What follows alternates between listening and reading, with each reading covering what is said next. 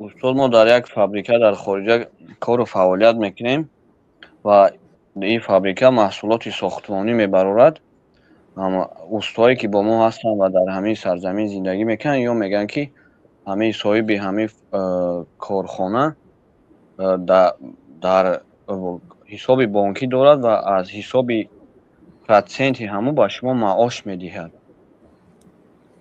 برادر اگر یک آدم دو تجارت دارد، مثلا заводи غشت دارد، خشتی پخته میبرارد، مثلا خشت این حلال است، ساختنش، برآوردنش، فروختنش حلال است.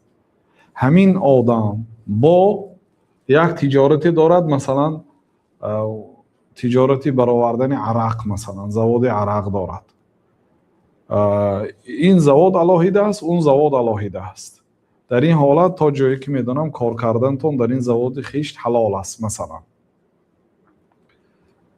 اینا جدا هستن، یعنی یک آدم از دو منبع دارد، منبع حلال دارد و منبع حرام. اگر منبع حلال داشته باشد و شما در همون قسمت حلالش کار کنید درست است، لیکن این به سوپرمارکت یا گیپرمارکت ها داخل ندارد که در داخل یک مغازه هم حلال میفروشد هم حرام. نه، این آمیخته هست. جدا باشد به ملال. الله تعالی اعلم.